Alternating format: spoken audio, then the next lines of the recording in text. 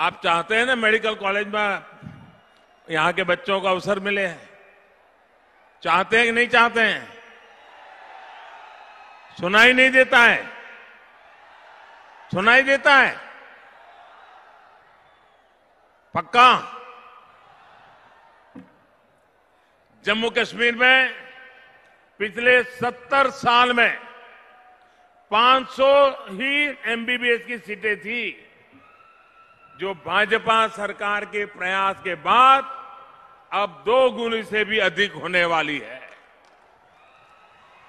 AIIMS medical college के अलावा कठुआ का इंजीनियरिंग कॉलेज और जम्मू में Indian institute of mass communication का नया कैंपस यहां के युवा साथियों को प्रोफेशनल एजुकेशन के नए अवसर देने वाले हैं। मुझे बताया गया है कि यहां पर आईआईटी की बिल्डिंग का काम भी पूरा हो गया है और आईआईएम के बिल्डिंग के लिए काम शुरू होने जा रहा है। साथियों, केंद्र सरकार युवाओं को समान अवसर देने के लिए समर्पित है। हाल में एक ऐतिहासिक फैसला लेते हुए शिक्षा और सरकारी सेवाओं में सामान्य वर्ग के गरीब युवाओं को 10% आरक्षण देने का काम किया गया है। इससे जम्मू के भी अनेक मेधावी गरीब युवा नौजवानों को लाभ होने वाला है। इसके अलावा सरकार देश भर के शैक्षणिक संस्थानों में करीब करीब 25% सीटों में भी वृद्धि करने जा रही है। भाइयों और बहनों, जम्मू में यातायात और दूसरे इंफ्रास्ट्रक्चर को भी मजबूत किया जा रहा है। दूर दराज के इलाकों को जोड़ने, यहां की सड़क नेटवर्क को सुधारने के लिए भाजपा सरकार ने प्रधानमंत्री विकास पैकेज में 40,000 करोड़ रुपए का प्रावधान इस काम के लिए किया है। मुझे इस बात की खुशी है कि इस पैकेज से बन रहे सड़क, पुल, सुरंग, नेशनल हाईवे का काम अब तेजी से शुरू हो गया है। चेनाब नदी पर बनने वाले सजवाल पुल से सजवाल और इंद्रीपट्टन की दूरी करीब 50 किलोमीटर से घटकर सिर्फ 5 किलोमीटर रह जाएगी। 2100 करोड़ की लागत से बन रही चेनानी सुध महादेव गोहा सड़क के लिए भी सारी बाधाओं को अब दूर कर लिया गया है। अब इस पर तेजी से काम किया जाएगा। इसी तरह जम्मू अखनूर पूंछ हाईवे पर 5100 करोड़ रुपए की लागत से बन रहे जम्मू अखनूर सेक्शन पर भी तेजी से काम चल रहा है। साथियों, जम्मू में कनेक्टिविटी के साथ साथ इलेक्ट्रिसिटी का इंफ्रास्ट्रक्चर भी मजबूत किया जा रहा है। किश्तवाड़ में चेनाब पर जो हाइड्रो इलेक्ट्रिक पावर प्रोजेक्ट बनेगा, उससे जम्मू कश्मीर की बिजली की जरूरतों तो पूरी होगी ही, यहां के हजारों युवाओं को रोजगार भी मिलेगा। इस प्रोजेक्ट के साथ ही सरकार ने रातले हाइड्रो इलेक्ट्रिक पावर प्रोजेक्ट को चलाने के लिए भी व्यवस्था कर ली है। इस प्रोजेक्ट के पूरा होते ही राज्य को 850 मेगावाट अतिरिक्त बिजली मिलेगी। ऐसा ही एक प्रोजेक्ट पिछले 40 साल से लटका हुआ था। शाहपुर कंदी बांध परियोजना पर भी अब जम्मू कश्मीर ने पंजाब के साथ समझौता कर लिया है। इससे राज्य को बिजली तो मिलेगी, साथ ही साबा और कठुआ जिलों की 32,000 हेक्टेयर भूमि को सिंचाई के दायरे में भी लाया जा सकेगा। भाइयों और बहनों, पहले की सरकारों का देश की आवश्यकताओं और भावनाओं को नजरअंदाज करने का रवैया आप भली भांति जानते थे। अब करतारपुर कॉरिडोर की बात ही ले लीजिए। अगर ध्यान गया होता तो आज हमारे गुरु नानक देव जी की भूमि हमारे देश में होती, हिंदुस्तान का हिस्सा होती। इसी तरह पाकिस्तान, अफगानिस्तान और बांग्लादेश में ऐसे अनेक मां भारती की संतानें हैं जिनके साथ अत्याचार हुआ है। हमारे इन भाइयों बहनों की पीड़ा पर भी किसी ने ध्यान नहीं दिया। हम एक संकल्प के साथ नागरिकता कानून में संशोधन का प्रस्ताव लाए हैं। ये देश के उस संकल्प का हिस्सा है जिसके मुताबिक हम उन सभी लोगों के साथ खड़े रहेंगे जो कभी भारत का हिस्सा थे, लेकिन 1947 में बनी परिस्थितियों के चलते हमसे अलग हो गए। अब अगर उनका आस्था के आधार पर शोषण होता है तो उनके साथ देश को खड़ा होना जरूरी है। इन सभी लोगों के हकों की रक्षा के लिए भारत हमेशा खड़ा रहेगा। न्याय और जीवन के उनके अधिकारों की रक्षा की जाएगी। साथियों, आज इस अवसर पर मैं एक और बृहद, बहुत महत्वपूर्ण विषय, बहुत ही भावनात्मक विषय पर भी बात करना चाहता हूं। ये विषय है मेरे कश्मीरी पंडित, कश्मीरी विस्थापित भाइयों और बहनों का। केंद्र की सरकार उनके अधिकार, उनके सम्मान, उनके गौरव के लिए प्रतिबद्ध है, समर्पित है। हिंसा और आतंकवाद के जिस दौर में उन्हें अपना घर छोड़ना पड़ा, जो यातनाएं सहनी पड़ी, वो हिंदुस्तान कभी नहीं भूल सकता। मैं हर अवसर पर कहता नहीं हूं, लेकिन वो पीड़ा मेरे मन में हमेशा रही है। और इसलिए जब 3-3.5 साल पहले जम्मू कश्मीर के लिए पैकेज का ऐलान किया गया था, तो अपने कश्मीरी पंडित भाइयों बहनों के लिए एक पहल की गई थी। अब मुझे संतोष है कि श्रीनगर में थोड़ी देर बाद जब मैं पहुंचूंगा, बांदीपुरा और गोदेरबंद में ट्रांजिट एकोमोडेशन का विस्तार करने वाली योजना का शिलान्यास होने जा रहा है। प्रधानमंत्री पैकेज के तहत कश्मीरी विस्थापितों को जिन 3000 पदों पर नियुक्त करने का वादा किया गया था, उस पर भी काम शुरू किया जा चुका है। भाइयों और बहनों, जब हम सरकार में, गठबंधन में, तो बहुत सी चीजें हो नहीं पाई थी। हम लोग बहुत प्राथमिकता दे रहे थे राज्य में पंचायत चुनाव को, लेकिन तब वो संभव नहीं हो पाया। अब बीते दिनों यहां हुए पंचायत चुनाव में जिस तरह लोगों ने हिस्सा लिया, हिंसा की कोई घटना नहीं हुई। 70% से ज्यादा मतदान हुआ। ये अपने आप में अभूतपूर्व है। जम्मू कश्मीर के नागरिक इसके लिए बधाई के पात्र है। यहां का एडमिनिस्ट्रेशन बधाई के पात्र है। अब राज्य में आतंकवाद से भी सख्ती से निपटा जा रहा है। पहले की अनेक परियोजनाओं में भी तेजी आई है। मैं विश्वास दिलाता हूं कि लोकतंत्र को सशक्त करने के लिए, जम्मू कश्मीर के संतुलित विकास के लिए कोई कमी बाकी नहीं छोड़ी जाएगी।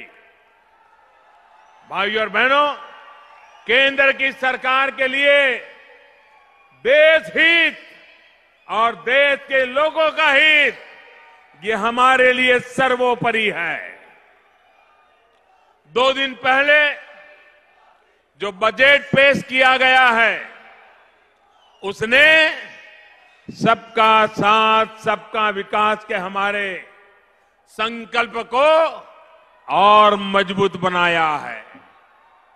ये बजट गरीब, किसान, मजदूर, कर्मचारी, व्यापारी, युवा हो, बुजुर्ग हो, महिला हो, दलित हो, आदिवासी हो, हर किसी के विकास को गति देने वाला है। देश के 70 साल के इतिहास में पहली बार भाजपा सरकार किसानों के लिए एक ऐसी ऐतिहासिक योजना लेकर आई है जिसकी पहले कल्पना भी नहीं की जा सकती थी। साथियों, देश के 12 करोड़ से अधिक छोटे किसान परिवारों, जिनके पास 5 एकड़ तक की जमीन है, उनको अब हर वर्ष 6,000 रुपये सीधे बैंक खाते में भेजे जाएंगे। मोदी ने जो बैंकों में खाते खुलवाने का अभियान चलाया था, तो उस समय अपने आप को बड़ा दिग्गज और बुद्धिमान मानने वाले लोगों ने उसकी मजाक उड़ाई थी। मजाक उड़ाते वो थकते नहीं थे। अब पता चला कि जनधन अकाउंट का फायदा कैसे पहुंचने वाला है।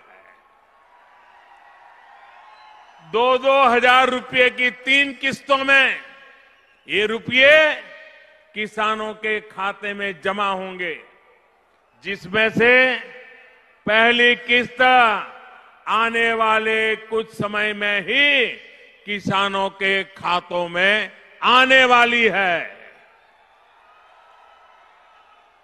साथियों, पीएम किसान सम्मान निधि, जिसको शॉर्ट में कहते पीएम किसान, इस योजना के माध्यम से 75,000 करोड़ रुपए, सुनिए, 75,000 करोड़ रुपए, 75,000 करोड़ रुपीस किसानों के खाते में सीधे पहुंचने वाले हैं। कोई बिचौलिया नहीं, कोई दलाल नहीं। इससे करोड़ों छोटे किसान, जिनको कभी सरकारी मदद नहीं मिली, उनको मदद पहुंचने वाली है। साथियों, अब आप ही बताइए, अगर आप एक मरीज है तो आप क्या पसंद करेंगे कि आप हर 6 महीने में बीमार पड़े और फिर जब डॉक्टर के पास जाएं तो डॉक्टर कुछ पुड़िया पकड़ा दें, इंजेक्शन लगा दें, रुपये मार ले, यही क्रम जिंदगी भर चलता रहे, हर 6 महीने डॉक्टर के पास जाना, या फिर आप एक बार बीमार पड़ने के बाद और डॉक्टर के पास जाएं तो डॉक्टर आपको उस बीमारी को जड़ से मिटाने का इलाज करें। किसके पास जाएंगे भाई? बार बार बीमार होना पड़े ऐसे डॉक्टर के पास जाएंगे कि जो बीमारी को जड़ से उखाड़ दे, उसके पास जाएंगे? किसके पास जाएंगे? किसके पास जाएंगे? निश्चित तौर पर आप जो जड़ से उखाड़ने वाला डॉक्टर है उसके पास ही जाएंगे। लेकिन आज तक हमारे यहां किसानों के लिए पहले वाला इलाज अपनाया जा रहा था। बीमार करो पुड़िया दो, बीमार करो पुड़िया दो। कर्ज माफी से किसान का कर्ज कभी खत्म नहीं हुआ और नहीं होता और बिचौलियों की जेब मोटी होती जाती है। मैं आपको उदाहरण देना चाहता हूं। कांग्रेस ने 10 वर्ष पहले 2008-9 में चुनाव जीतने के लिए किसानों के लिए कर्ज माफी का ऐलान किया था। देश के किसानों पर उस समय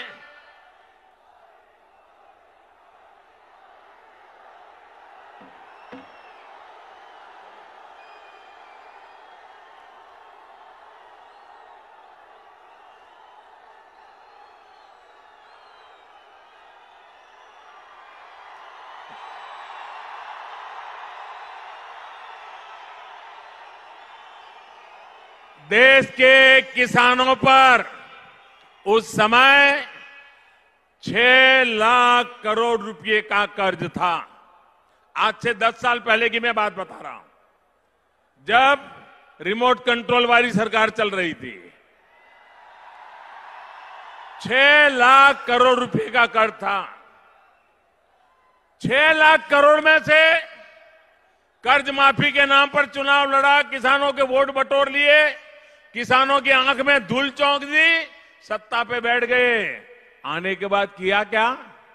आप चौंक जाएंगे भैया। 6 लाख करोड़ का कर्ज था, माफ किया सिर्फ 52,000 करोड़ रुपए। बातें की 6 लाख करोड़ कर्ज माफ करने की, धोखा किया किसानों के साथ और किए सिर्फ 52,000 करोड़। और जब सीएजी ने जांच की तो उसमें भी 30-35 लाख लोग ऐसे मिले जो कर्ज माफी के हकदार ही नहीं थे। अब आप मुझे बताइए, ये 30-35 लाख वो कौन लोग थे? वो कौन सा पंजा था जो खजाना खाली कर गया?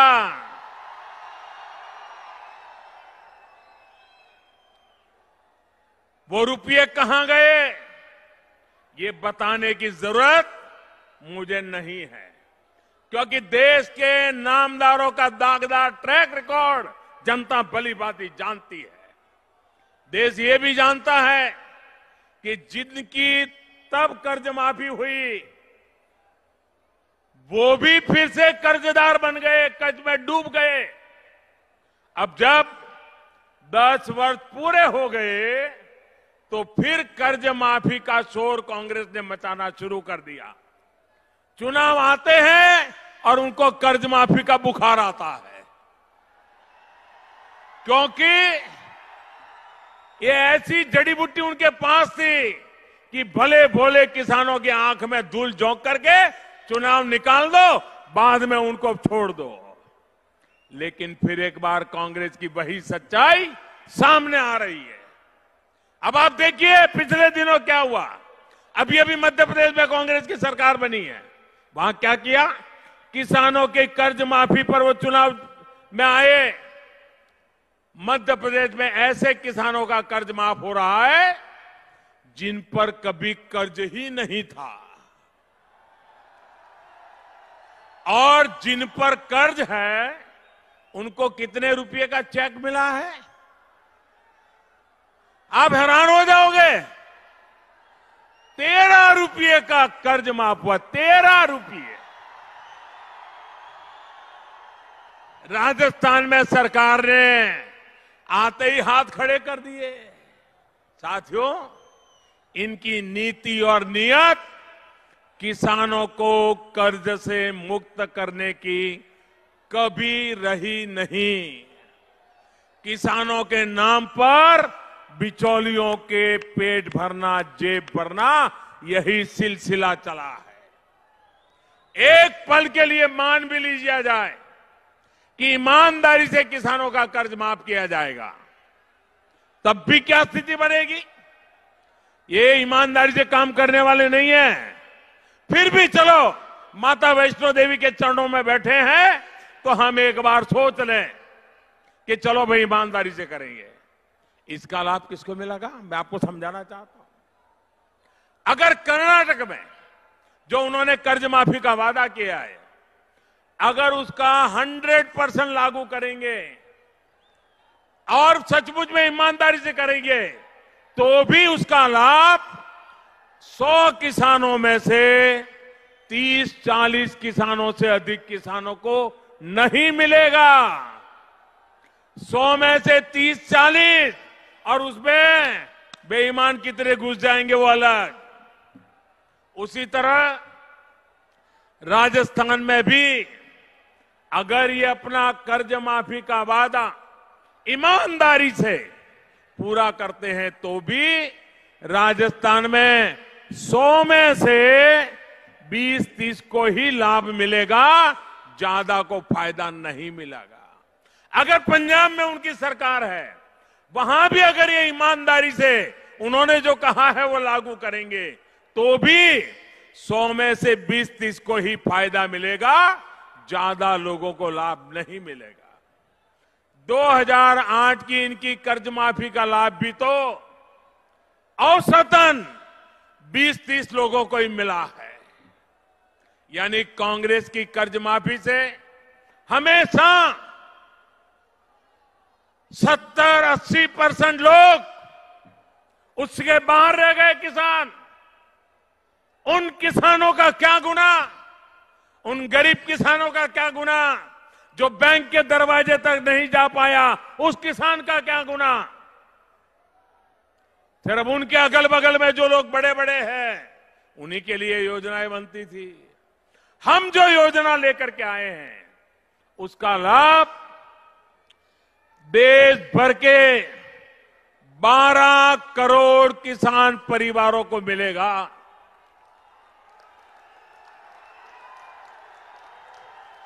12 करोड़ किसान परिवारों को मिलेगा।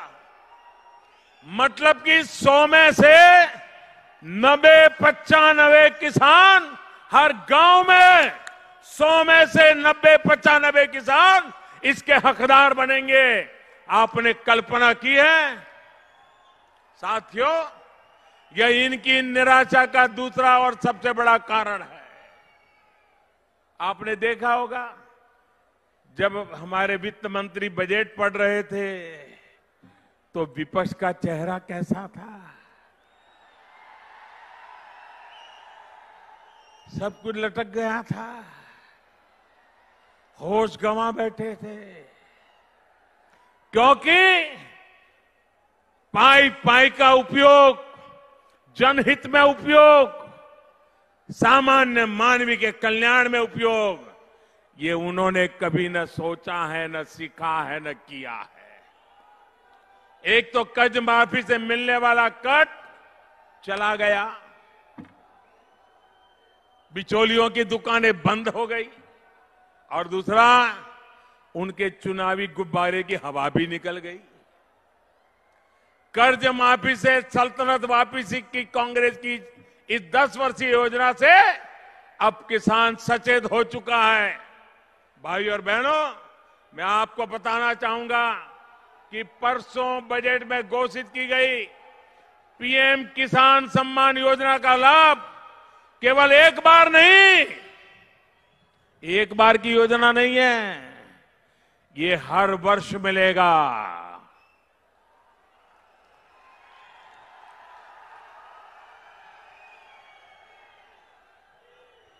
और ये तो हर वर्ष, और इनका क्या था 10 वर्ष बाद। अब देखिए हिसाब जरा, 10 साल में एक बार 50-60 हजार करोड़ रुपए कर्ज माफी करके 10 साल तक अपने आप को किसानों का मसीहा बताते रहते थे। भाजपा सरकार ने जो योजना बनाई है, अगर उसको आने वाले 10 साल के हिसाब से देखा जाए तो आने वाले 10 साल में ये पीएम किसान योजना के तहत जो हर वर्ष किसान के खाते में 6,000 रुपया जाने वाला है, उसका अगर मैं 10 साल का हिसाब लगाऊं, 7.5 लाख करोड़ रुपया, 7.5 लाख करोड़ रुपया किसानों के खाते में जमा होंगे। साथियों, पीएम किसान समृद्धि योजना बीते 4.5 वर्ष से किसानों की स्थिति को सुधारने के लिए किया जा रहे प्रयासों का एक बड़ा पड़ाव है। बीज से बाजार तक अनेक प्रयास निरंतर किए जा रहे हैं। खेती पर होने वाला खर्च कम करने की कोशिश के साथ साथ किसान को पैदावार की उचित कीमत मिले, इसके लिए भी अनेक प्रयास किए गए। ये हमारी सरकार ही है जिसने एमएसपी पर किसानों की बरसों पुरानी मांग को पूरा किया गया। रबी और खरीफ की 22 फसलों का समर्थन मूल्य 1.5 गुना से अधिक तय किया गया है। अब राज्य सरकारों को इस बात के लिए प्रोत्साहित किया जा रहा है कि ये समर्थन मूल्य किसानों तक पहुंचे। साथियों, इस बजट में जय किसान के साथ साथ जय जवान के लिए भी बहुत बड़ा फैसला लिया गया है। जम्मू तो डोगरा परंपरा शौर्य की भूमि है। मैं जम्मू कश्मीर के हजारों फौजी परिवारों को बधाई देता हूं, क्योंकि देश का डिफेंस बजट 3 लाख करोड़ रुपए के पार कर गया है। इससे हमारी रक्षा तैयारियां तो मजबूत होगी, हमारे जवानों को भी लाभ मिलेगा। भाइयों और बहनों, देश इस बात का भी साक्षी रहा है कि कैसे 4 दशकों से 1 रैंक 1 पेंशन का मुद्दा लटका हुआ था। नियत में क्या अंतर होता है, इसका अंदाजा इसी बात से लगाया जा सकता है कि कांग्रेस की सरकार ने 1 रैंक 1 पेंशन के लिए 2014 में ऐसा ही आंकड़ा मार दिया था बजट में 500 करोड़ का, जबकि केंद्र की भाजपा सरकार इसके लिए अब तक 35,000 करोड़ रुपए से ज्यादा आवंटित कर चुकी है। ये कितना झूठ बोलते थे, 500 करोड़ में घोषणाएं करते थे, जरूरत थी 35,000 करोड़ की। लेकिन सेना के जवान को आंख में भी धूल झोंकने में उनको कोई शर्म नहीं आई। इसमें भी लगभग 11,000 करोड़ रुपए का तो एरियर ही है जो देश भर के सैनिक परिवारों को खाते में पहुंच चुका है। साथियों, आज जम्मू और कश्मीर पुलिस हो, हमारा सेंट्रल फोर्सेस के जवान हो, सेना के जवान हो, मुश्किल परिस्थितियों में भी देश और शांति के दुश्मनों से लोहा ले रहे हैं। मैं शहीद नजीर अहमद वानी, शहीद औरंगजेब, इम्तियाज अहमद मीर जैसे अनेक बहादुर साथियों को आदरपूर्वक श्रद्धा सुमन अर्पित करता हूं। मैं हर शहीद के परिवार को विश्वास दिलाता हूं कि देश की सरकार आपके साथ हर कदम पर खड़ी रहेगी।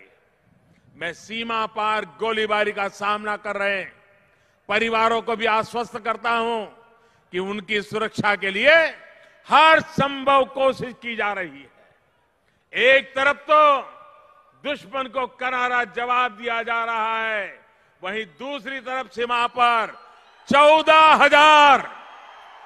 14,000 बंकर बनाए जा रहे हैं ताकि आप सभी सुरक्षित रह सके।